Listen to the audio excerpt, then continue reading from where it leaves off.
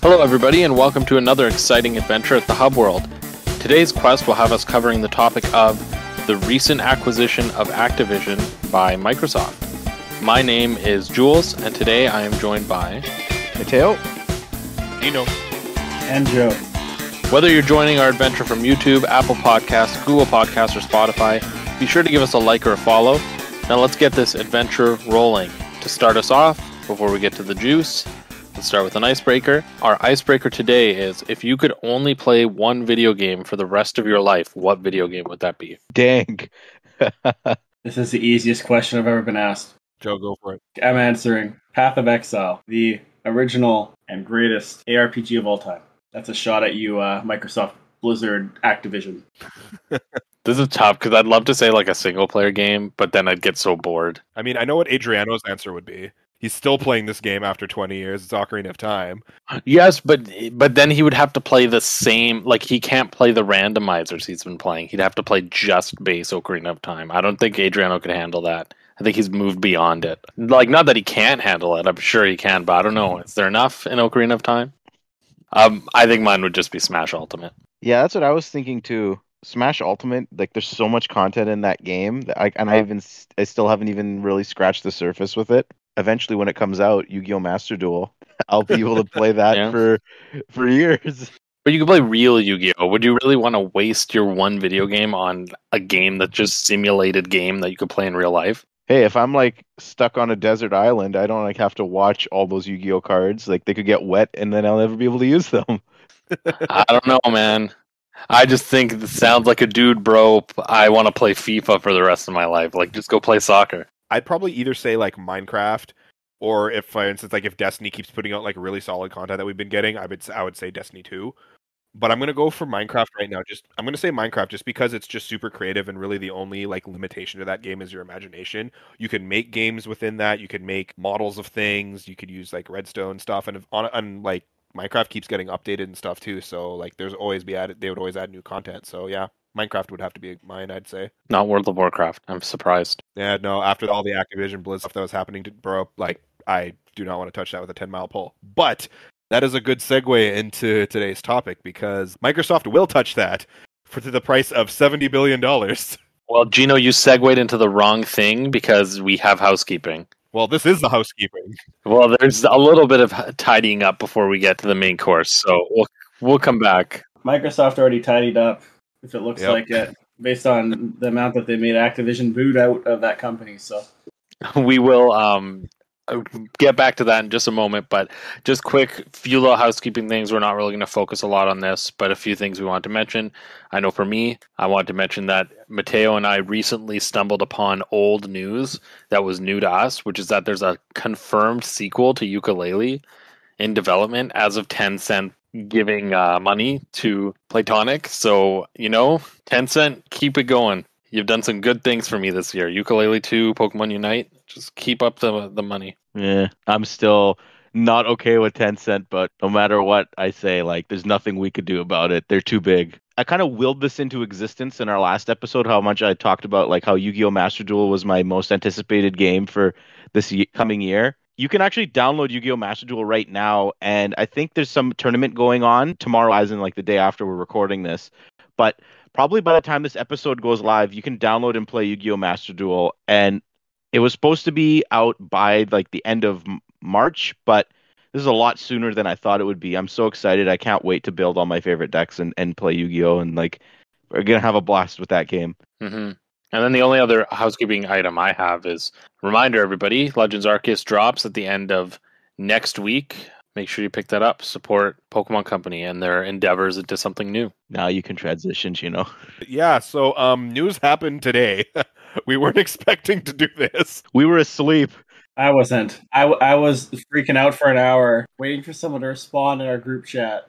Yeah. Yep. As I was waking up to work, I saw like Joe in our Hub World group chat. I just see Joe posting like, holy shit, this is real. Like, just completely came out of the blue. And like after I woke up, I literally like went into Mateo's room, shook him awake, and then like our group chat just exploded. Microsoft like one-upped themselves like crazy here. They made their acquisition of ZeniMax look like chump change, like 10 times more, basically. Like that deal went through last year for like $7.5 billion, and here we come getting all of Activision Blizzard King for 70. Even the ZeniMax purchase was like dwarfing how much money they spent on Minecraft back in like 2014 for $2.5 billion.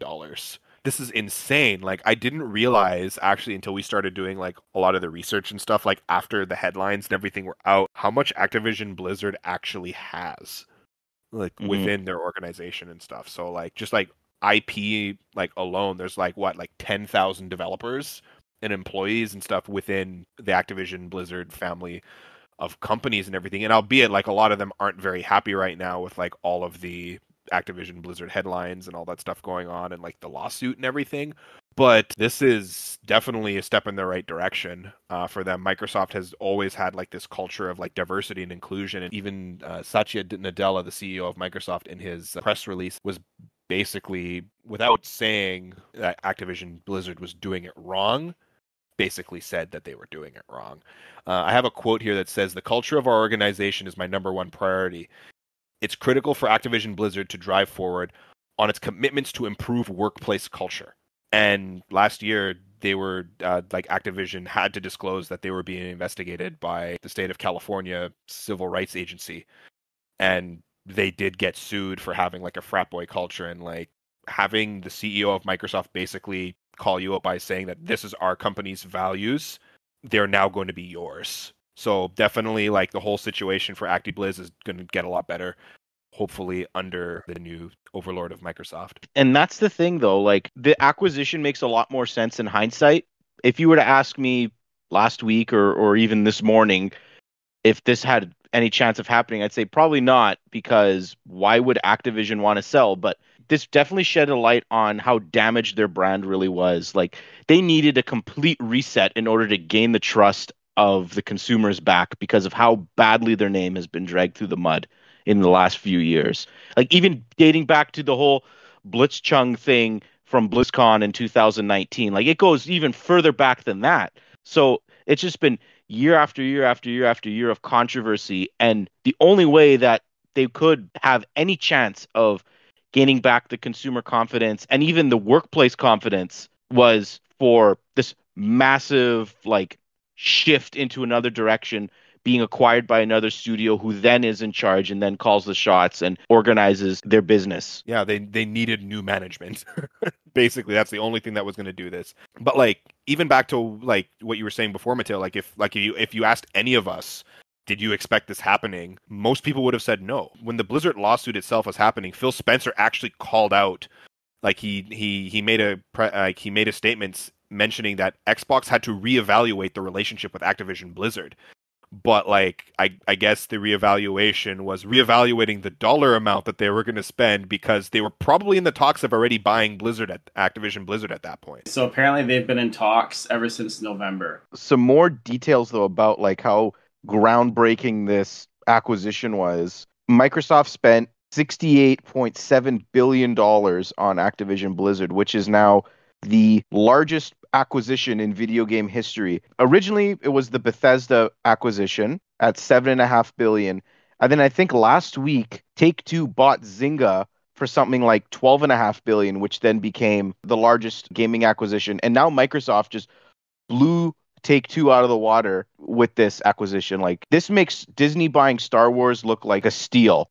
And then this deal actually is expected to close sometime in Microsoft's 2023 fiscal year, which ends June 30th. Yeah, but that also depends on like, okay, unless like governments and stuff get involved in saying, no, you can't buy them because then you'll be too big at this point. Because like Microsoft is essentially becoming the Disney of video games. Let's just say Disney owns how many percentage of like the movie industry nowadays with like Marvel, Star Wars, the Fox merger and all that kind of stuff. Microsoft is kind of doing that same thing. They're kind of like slowly amassing like this giant pool of like IP and characters and worlds and all this stuff that they can pull from, as well as talent. Again, like 10,000 employees from Activision Blizzard is now under the watchful eyes of Papa Phil. Also, to add to with how big this merger is, this is also the largest acquisition, sorry, not merger, but the largest acquisition that Microsoft has done. I think the previous one was only like 26 billion. I would say only 26 billion, but 26 going to 68.7. That's Microsoft kind of really digging in their feet in the gaming industry and saying that they're here for the long run. And with this acquisition, Microsoft is now one of the 3 biggest video game companies on the planet in terms of just sheer revenue, like how much revenue that their IP and their products and everything can generate. They're only third actually to Tencent and Sony. Within, I can't believe, maybe like 5-10 years, Microsoft is now playing with the big boys. When you're talking about Tencent, they have their hands in a lot of other little companies. I know they're part of Riot Games, they're part of GGG, they're part, they have partnerships and everything with Nintendo doing certain things in China, as well as just a bunch of other... Ubisoft. I know they're involved in Epic Games and everything. Platinum as well. Yeah. Like they're involved in everything. And then you have the titan of the industry that is Sony. And we will talk about the whole Sony, like what this means for them going forward later on, I believe. But this is definitely a big flex, just kind of echoing what Joe was saying. What do we know and what does this mean for Activision Blizzard by themselves? So with Microsoft acquiring them, as Matteo was saying, this deal is going to be probably done around end of June, beginning of July. And what do you think is going to happen to Bobby Kotick? So for those of us, such as myself and our listeners at home, who don't follow major video game people and have no idea what that name means, can you give myself and viewers at home an idea of who this person is and why it's significant? So Bobby's currently the CEO of Activision Blizzard, and he has basically been looked at as turning a blind eye to all of the allegations that were going on at Activision Blizzard, both basically until they came to light and for many, many years. And slowly, as more and more things have been popping up and his lack of action to really do anything, more people have kind of been calling for his head. So it was kind of telling Phil's mannerism, his tone through the text of his email says, once the acquisition is complete, the Activision Blizzard business will report to me, period. So he's kind of really trying to, even just with that one sentence, say that, although the former CEO, there's been a lot of controversies there, once this is done, they want to put that now in the past to the point of, not to forget about it, but to move past it and work towards being a better company. And the first step in that is reporting to Phil Spencer. And sounds of it, Bobby is kind of expected to slowly kind of ride off into the sunset and hopefully not look back at the video game industry for a long time. And the disgusting thing is he's going to be getting a nice severance payout. People are estimating he's going to be making like hundreds of millions of dollars. I saw a quick video on one of the World of Warcraft YouTubers that I follow, and he was saying that if Bobby Kotick has to leave Activision Blizzard, if the company is purchased and he's asked to leave, and there's all these other conditions that kind of sound like what's going on right now, it's in his best interest to do so because the company will be forced to pay him upwards of almost $300 million. That's gross. It's disgusting. It's a lot. And yeah, it's disgusting. But there was also like that time period there where like obviously people are constantly trying to kind of get him to essentially quit and leave. But the major stakeholders, for some reason, people were saying they didn't want him to leave. And it seems like it was because of these talks that you don't really want your CEO to be given the boot as these talks are going on. So they're probably hoping now the fact that there's like a clear end in sight for Bobby, that this is enough to kind of put the public at rest too. One thing for the public, but still, I'm sure no matter what, still having Bobby as your CEO, as a worker of Activision Blizzard, like it's still going to be tough for them for the next, year and a half till this closes. But yeah, at least hopefully there's an end in sight. So that's something to look forward to for them. But it's still tough. There's just no good in that sort of situation at all. And just a few quick stock numbers and stuff just to like show kind of like what the non-gaming public kind of and like the trading public and all that stuff have been thinking about this. So Blizzard stock is up apparently about 25%, which basically recoups them for all the losses that they've been taking. while the state of California has been investigating them. Sony stocks are down almost 10% in Japan, which is just like, okay, when your biggest competitor or one of your bigger competitors makes such a big move, of course people are going to panic and sell your stuff because like, oh no, what's going to happen to Sony now? And then Microsoft stock actually went down about 2% also. That has to do with the fact that like the company just spent $70 billion, right? Just 70 guys. It's just nothing. Just $70 billion. It's a Out chump there, change. whatever. We talk about the Nintendo war chest, but the Microsoft war chest is insane. People buy Office. That's what it is. Someone buying Office is paying for this. The speed in which Microsoft started becoming really profitable, like in the early days, is crazy. That is the reason why Microsoft is in the position they are, is because they were so successful so fast and they managed their money right. They took the right risks. Like we watched that Xbox documentary. The Xbox project itself could have been shot down multiple times throughout its inception and development.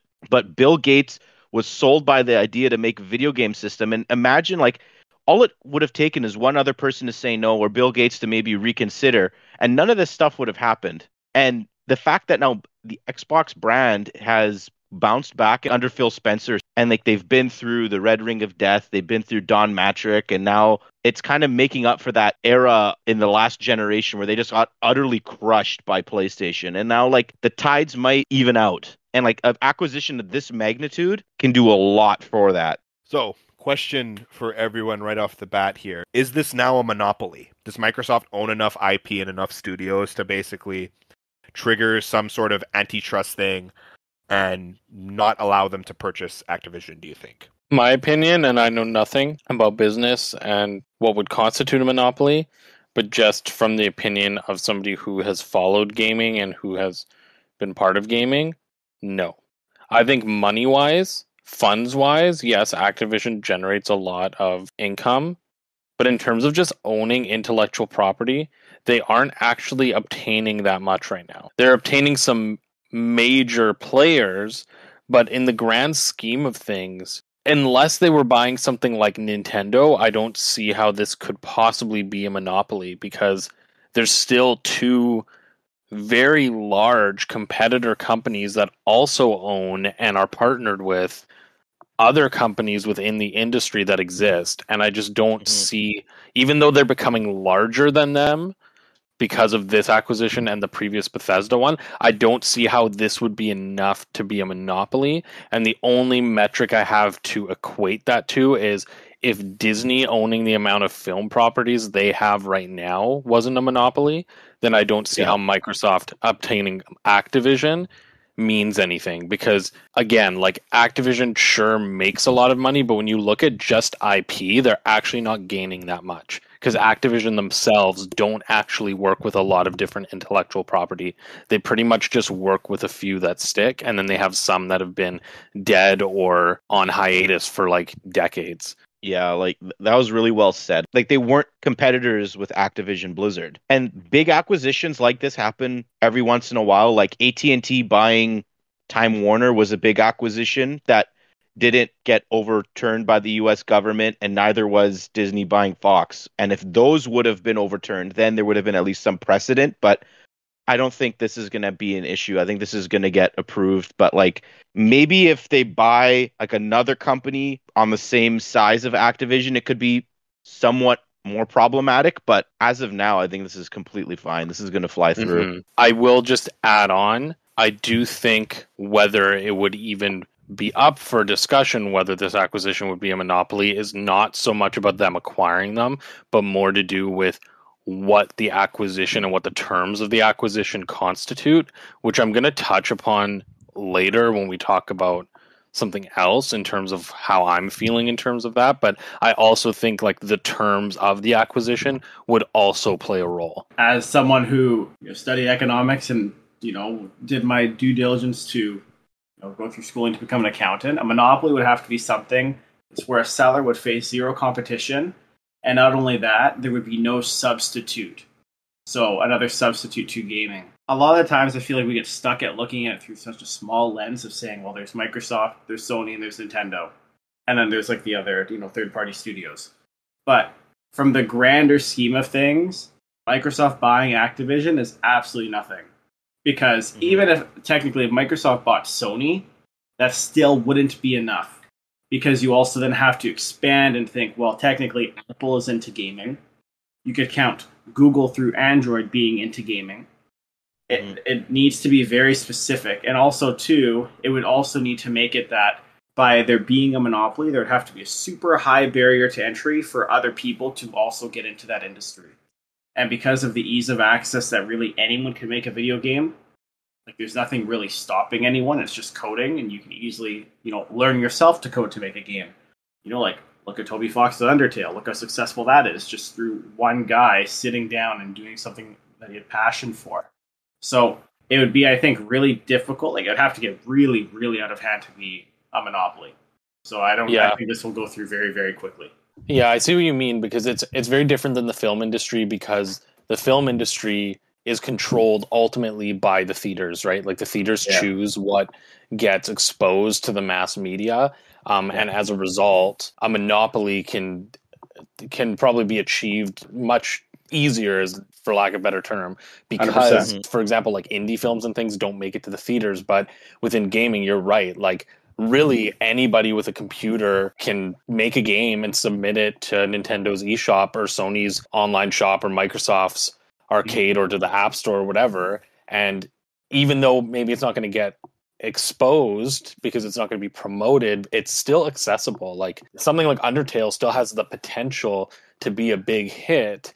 And so even if Microsoft owned everything, like it doesn't keep game developers from making games that aren't associated with them. Thank you for the very detailed answer, Joe. I appreciate it.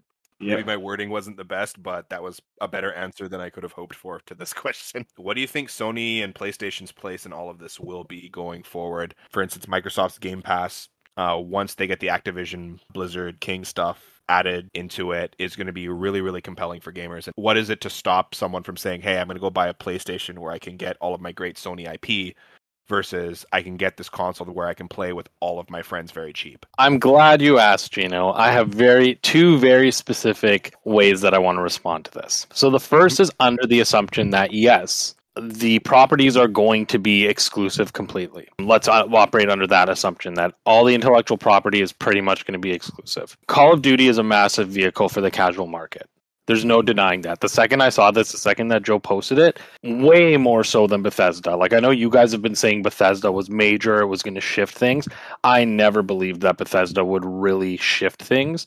COD alone, I was like, this will shift things. That being said, I don't think it's going to shift things to the point where Sony is in danger. I definitely don't think it will tip the scales. I think it will bring things closer to an equalization at most. And the reason I think that is because the casual market isn't just one group of individuals anymore. There's two very distinct casual markets of gaming. Two very distinct ones. One, you have the dude bro, like the ones I'm going to give negative connotation to, who like to play their FIFA and their COD, who pretty much just buys a system to play their shooters with their friends.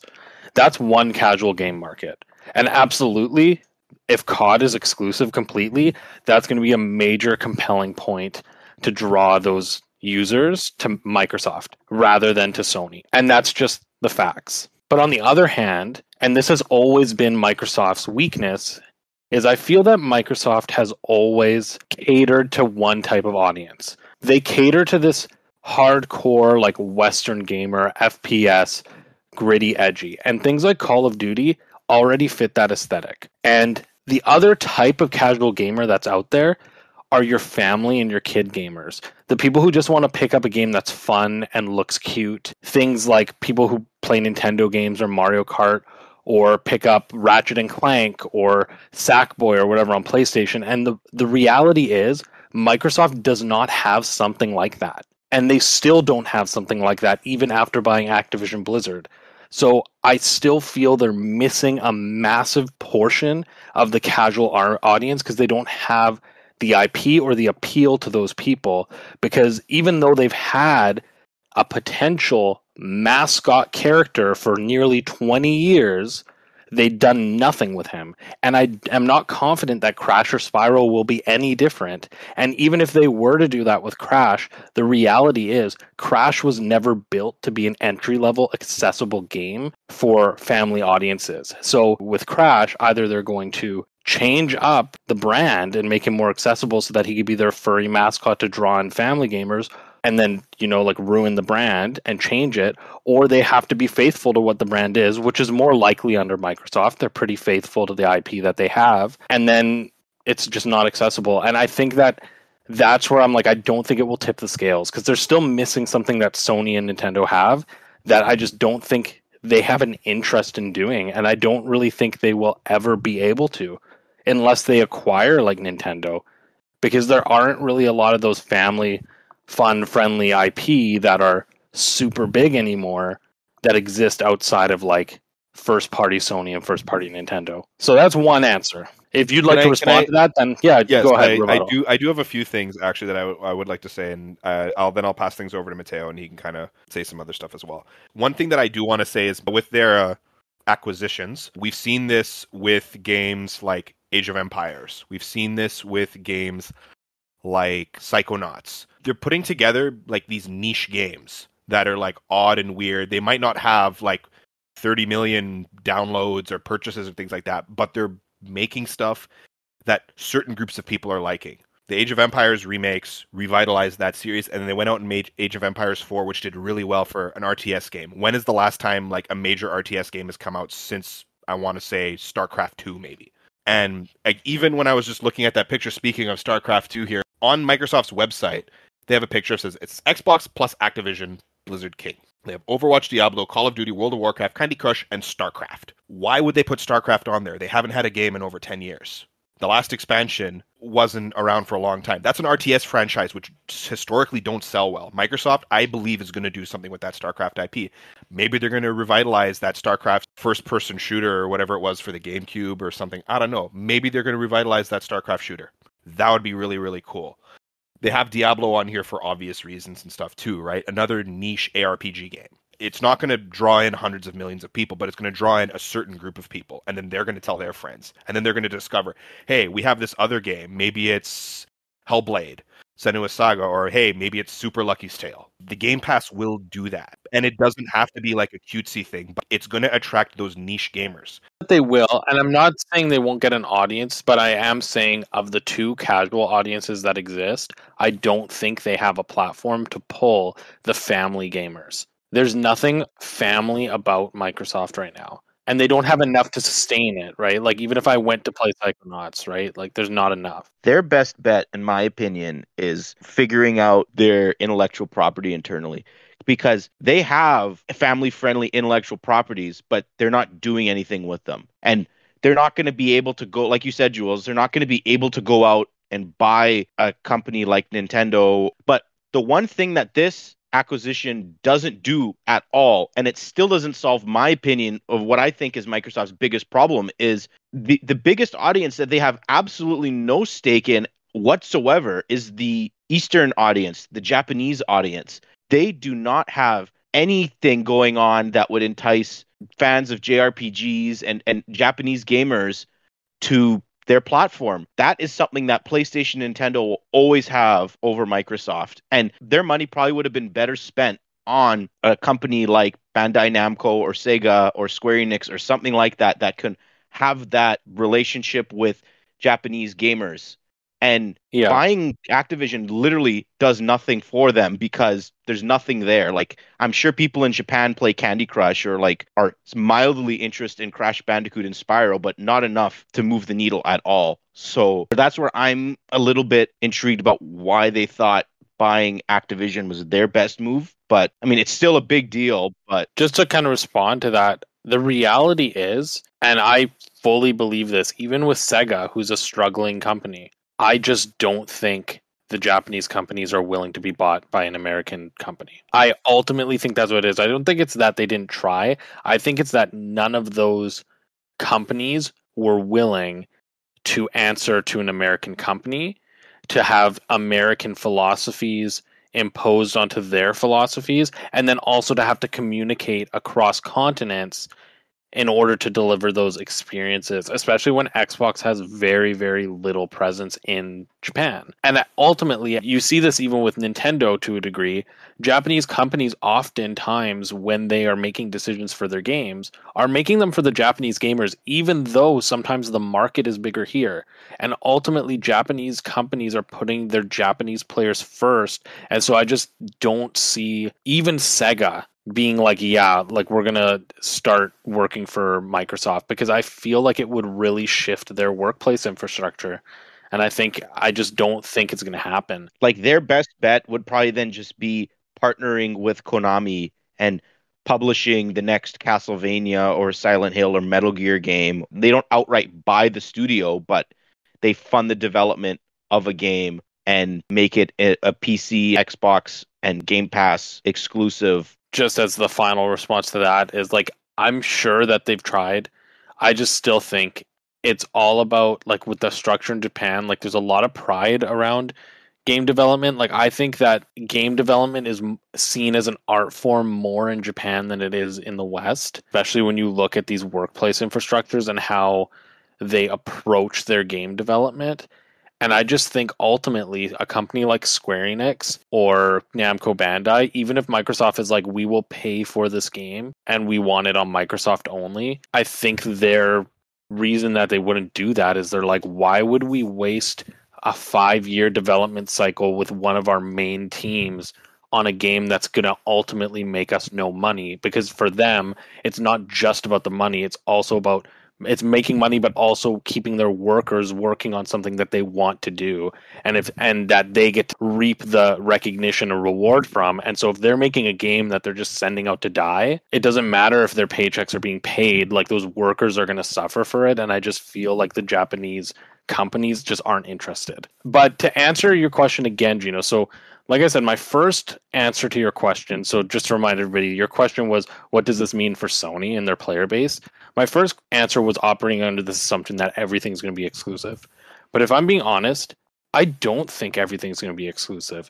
I actually think less so than when I did with Bethesda, because this is the way I'm looking at it. Even though there's some merit to why they would want to sell, I don't think Activision was in a position that they needed to sell. In my mind, what would have made more sense is for Activision to just sell Blizzard to Microsoft, not Activision as well, because at the end of the day, their money cow is COD. And with the amount of money that Microsoft paid, especially like looking at that number, like I didn't know the number, but that's where this all tied together with me. They spent $68.7 billion on this company. The only way Microsoft is going to make any profit off of that is if COD is still multi-plat. Because ultimately, if they make COD exclusive, they will lose their investment completely. It doesn't matter, even if half of Sony's user base jumped ship and bought Microsoft consoles, Microsoft will not make as much money as if they made it multi-plat and sold on all the consoles. That software will make them more money than people moving over to Microsoft, more so than anything in Bethesda. Like, Elder Scrolls is literally like inconsequential when you're talking about COD and the cash cow it is.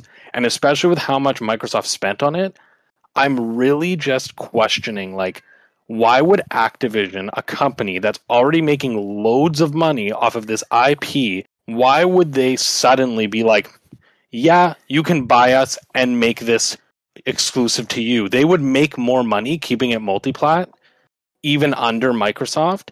I just feel like Microsoft was like, hey, we want to buy you out, and we're not going to take your cash cow and drive it like drive the sales into the mud. We're going to keep it multi-plat, and we can both make money off of it. I do have one thing that I do kind of want to shift this a little bit here. We are forgetting about Game Pass for PC, and a lot of people play Call of Duty on their computers. Microsoft doesn't have to spend a single cent on some person building a PC. Game Pass is why an exclusivity deal would make this work. People, they want to be able to play their Call of Duty in 60 frames and 4K. Like, people will go out and spend $2-3 grand on the best PC possible to play their favorite games. People will do it. People will spend $60 for every World of Warcraft expansion. They pay $16 a month for years and years and years to play that game. So they buy the game, they pay a subscription. Then those same players will buy level boosts, $60 a pop. They will buy mounts, $32 a pop. They will buy toys and pets and all this stuff, 15, $20 here, there. Character transfers, $15, $25. This adds up. I agree with you. When it comes to Blizzard, it makes sense. But still, like COD, I cannot wrap my head around it because I disagree with you. I don't think COD's biggest platform is PC. I think its biggest cash cow has always been on console. It's like a major drive for console. Yeah. And I'm not saying that nothing is going to be exclusive. I do think a lot of Blizzard properties are going to be exclusive. I do think if Spyro or Crash or whatever ever comes back, it will be. But ultimately, like I said at the beginning, in my mind, the only thing of consequence of this purchase is Call of Duty, because it's like Call of Duty outsells literally everything else in this purchase. Coming back into Blizzard side of things, Overwatch they'll continue to keep those commitments. And Phil Spencer has like even come out, like even back when the ZeniMax merger happened, he says, when we purchased this company, we didn't need to keep those promises. We could have torn them up. We chose not to. For instance, Call of Duty League is exclusive on PlayStation. They're not going to end that. They're going to see through those deals until the end of them. Then they're going to renegotiate and readjust things at that point. Again, like I'm not saying anything about Blizzard. I'm literally just talking Call of Duty here. I understand the Game Pass of it all, but I still don't see how Call of Duty, if they made it exclusive to Microsoft, is going to necessarily drive Game Pass sales, because realistically, a lot of people buy consoles just to buy a couple games. And Call of Duty, like those Call of Duty players are the type of people who buy like Call of Duty every year and that's it. So if they're used to paying $80 a year on a game, why would they suddenly fork out $160 on Game Pass? And like, I know there's more games, but a lot of these players just don't care. It's not that they can't afford it. They just don't want to play other things. I just can't wrap my head around like how it would even be profitable for them to make Call of Duty exclusive unless they're comfortable taking like billions of dollars worth of hits just so that they can have an exclusive that they feel will sell maybe 30, 40 million more consoles, which at the end of the day, that really doesn't do much for them, especially if Game Pass is already on PC. I've been shaking my head this whole time. You are so short-sighted with what Game Pass is. This deal, first of all, doesn't close for a year and a half. Secondly, Phil's whole vision this whole time has not been about consoles, but surpassing generations of consoles. They really don't care, I think, whether it sells more on Xbox or if it sells more on PlayStation, or even how much it sells on PlayStation. Because I'm pretty sure that where they're trying to get to this point before this deal closes is having Game Pass available on any device you want. It might not be available on Switch, might not be available on PlayStation, but I guarantee you it's going to be available on whatever TV that you have, as long as it's a smart TV. And thinking about it, would I rather spend $700 or $600, $800 on a TV and just have to buy a controller to play my game on Game Pass? Or am I going to have to buy a TV and a console? Or even just a console? Yeah. Just from that alone, if they put Game Pass on pretty much every smart TV, so all it needs is an internet connection, they don't care at that point about making a multi-platform. It just has to be on Game Pass. Yeah, they bought Activision for the content. And they specifically mentioned the metaverse too. Yeah, jeez. So I really don't think that they care about it being multi-plat. They just, I think, want it exclusive to Game Pass. Yeah, and you know what? Like, I can see that panning out more because that makes sense. If it's exclusive to Game Pass and they go with that idea of, like, it's going to be super accessible because you could play it on TVs and you just have to buy a controller. Again, I don't think it affects Sony because ultimately, like, yeah, they're going to lose the people who just buy their systems to play COD. But, like, realistically, if it becomes that accessible where really all you have to do is buy Game Pass, put it on your TV, and buy a compatible controller, I feel like Microsoft is going to go the route of Nintendo and become a supplementary thing. Like, everybody's going to want to buy Game Pass as well as have their PlayStation. Yeah. Like, I feel like that's probably more the direction it's going rather than it, like, pulling people away. It will inherently pull people away, but like less in a like console wars kind of thing, but more in like, yeah, what you're saying. It's going to need to have its killer exclusive. And I'm sure one of these acquisitions is going to, like, obviously, I guess, like Bethesda's Starfield is going to be one of those things. But like, I'm sure there's games that Blizzard or Activision are going to make that are going to be that. Like maybe Call of Duty Warzone continues and like the next 2 or 3 Call of Duties continue to be multi-plat. I don't think Microsoft is going to allocate like 6 companies to work on Call of Duty anymore. I think that's a complete waste of talent. Maybe though they have like 2 companies working on COD, they do the interchanging ones, and like one series stays on all platforms, but maybe another series or like a different, more innovative Call of Duty is the Game Pass exclusive or something like that. I think you're right. I think like ultimately this acquisition of Activision is very different than the acquisitions they've had in the past. Other than like I'm not going to mention Rare because obviously that was a different Microsoft, but under Phil Spencer, when they've acquired companies, it's very much been like kind of like the Disney approach. Like we're buying them to make money off of them and to integrate them into our company, but we're really going to let them have agency over what they do. And I think over the course of that, now Microsoft has collected and gained a lot of IP, and a lot of them are dormant because they just they don't have enough developers to make the games. I think Activision's acquisition was different. I think they acquired it to acquire manpower, to acquire people that they can be like, hey, we don't need 7 teams working on Call of Duty. We'll have 2 teams working on Call of Duty, and the other 5 Activision teams can be allocated to different IP, both Activision IP and IP that we have acquired from elsewhere that have been dormant because we haven't had anybody working on it. I think that's really their end goal here is like Activision was an acquisition of developers rather than an acquisition of IP. Yeah, as I was saying before, 10,000 employees. And I'm looking on a little document here that I made. What does Microsoft get in this thing? Okay, yeah, they get Blizzard, which has World of Warcraft, StarCraft, Overwatch, Diablo, Treyarch, Call of Duty Studio, Raven Studio, Call of Duty Studio. However, they have history with id. They made Wolfenstein back in 2009. They worked on Quake also. They worked on games like Ultimate Alliance and Star Wars Jedi Knight. High Moon Studios, they're a Call of Duty map studio. They helped with Destiny as well when Bungie was still with Activision. And they made the greatest Transformers game of all time in Transformers War for Cybertron. They also did Deadpool. Yeah. Another studio, Beanox. They helped Vicarious Visions, which was like one of the big studios that Activision had that kind of got dissolved into Blizzard. Beanox Studios helped with Call of Duty maps, Skylanders, CTR, Nitro Fueled, and the Tony Hawk games. They were like another helper studio. Sledgehammer Games, another Call of Duty studio. Infinity Ward, more Call of Duty even there. Demonware did netcode, online stuff, again for Call of Duty. And Jules, I think I never even thought of it that way. Just the manpower, albeit like after all of the 900 plus workers getting laid off from Bobby Kotick and stuff every few years, getting rid of all the quality control people and stuff. But 10,000 developers is nothing to ignore.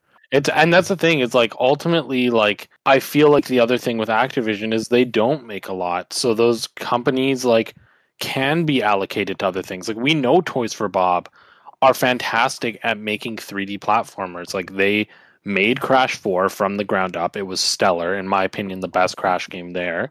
They remade the Spyro trilogy ground up. Plays exactly like the original. Is so well done. They created Skylanders. Like they have a lot of great personality, and who better to take over Banjo than Toys for Bob? Like, oh god, that's the dream. Like they don't have a studio to do Banjo. That's the thing. They can get one of the smaller Call of Duty teams to reboot Conquer. It's still a wartime game. It's still a shooter. High Moon Studios, Deadpool was a mixed bag, but I feel like they got the personality right. Conquer would be perfect for that. Conquer is completely up their alley, I think. If those people are still there. We don't know how many of these core people that used to work at like High Moon Studios and Vicarious Visions and Toys for Bob are actually still there because the amount of turnaround that Activision has year over year. I could see Vicarious Visions coming back as a company because they were just recently absorbed into Blizzard because they worked on the Diablo 2 remake. But just the amount of potential there is here for Microsoft to increase their first-party studios' output, this grows it more than even the other 2 big waves of acquisitions they had. I think it was Bellular Gaming or something. I was listening to his take on all this stuff too, and they were saying, you have Blizzard Entertainment, the massive amount of developers. They made 1 patch in a year for World of Warcraft. one patch for a game. What else are they doing behind the scenes? Okay, yeah, they might have Diablo, but where is that going? Then you have the Overwatch team. Where's that going? StarCraft, you don't have anything doing in there, and I'm sure they have a bunch of like experimental projects and stuff, right? We have like this large swath of people, and what are they really doing? You have like 7 studios making Call of Duty. Like, these are the studios that Microsoft highlighted in their article today when they announced this, but in a year and a half, a lot can change. Like, they might actually shut down a few studios, consolidate people, and like there might actually be layoffs, but that would be a terrible thing. But ultimately, what it comes down to is, for the company, this is the best thing that could have happened. This is a best case scenario, I think, because as you said earlier in the podcast, Microsoft is known for their workplace environments, and just the amount of freedom that these developers are going to be having to make whatever the heck they want. Microsoft is going to support the developers' ambitions. They're not going to be basically confined to their desks to only work on Call of Duty. Microsoft decided to delay their flagship game that would have launched with their new system for an entire year just to get that game in a better state. If Overwatch 2 needs time, it's going to get time. If Diablo is going to need more time, it's going to get the time. Who knows what is going to happen with Warcraft? Maybe Warcraft will actually get like good graphics under Microsoft. It could get a graphics enhancement pack. Like, the whole Warcraft 3 debacle would never have happened under Microsoft. Everwild with Rare, who knows what's going to happen with that game now? It's basically been rebooted because it wasn't right. Microsoft gave Rare their complete support. They're going to do whatever they need to do to get that game right. So that's going to be a weird shift in like the studio's DNA, I think. I will say, I'd like to add, I throw a lot of shade at Microsoft, and I don't necessarily love Microsoft. I've grown to love them in the last few years, but I will say, of like all the corporate lapdogs in the world, there's only 2 I genuinely respect and genuinely think have the best interest of fans in mind, and one is Kevin Feige at Disney, and the other one is Phil Spencer. Praise Lord Phil.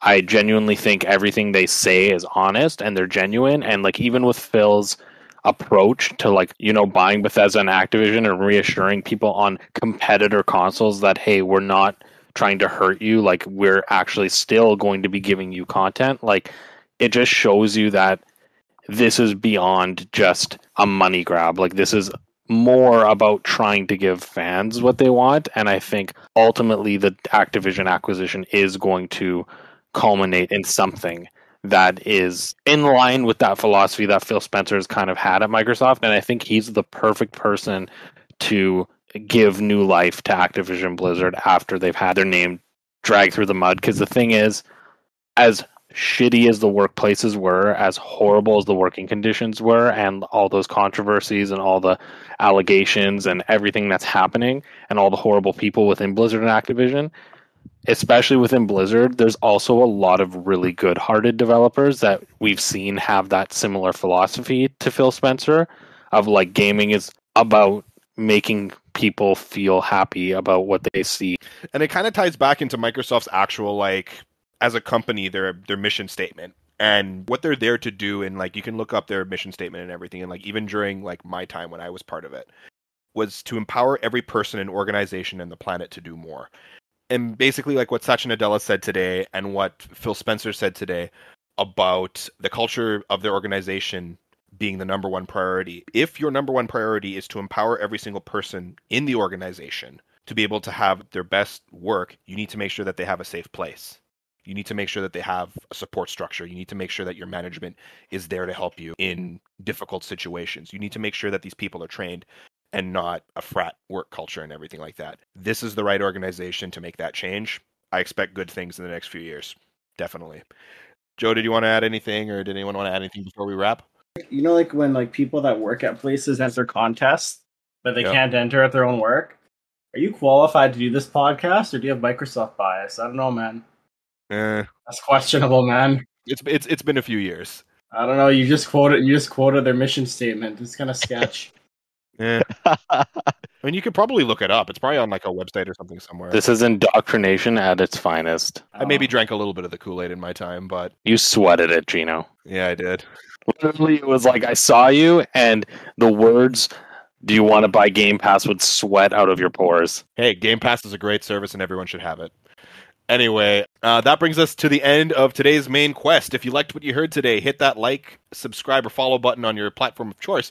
If you want to contribute to the conversation, let us know any ideas for any upcoming icebreaker topics, hot takes, anything like that, or even just let us know, what did we do right? What did we do wrong? Tell your friend, tell your mom, tell your mom's friend about what you've learned here today at the Hub World. Leave us a comment, and we'll see you next time at the Hub World. Matteo?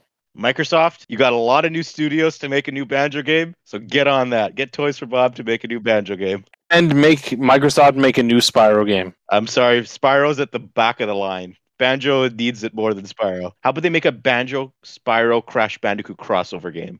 I would love that, but the only thing that's been playing in my mind since this acquisition was announced was this image of Phil Spencer pointing in the direction, like Spyro and Crash are lined up, and he's pointing in the direction of Microsoft Studios, and behind the building, all you see is Banjo and Conker caged, and 2 empty cages are there for Spyro and Crash. No! Oh no! You know what game Microsoft, Activision Blizzard, this whole amalgamation of companies are making? A Gen 5 remake. I'm done. Okay. Okay, good night, everyone. See everybody.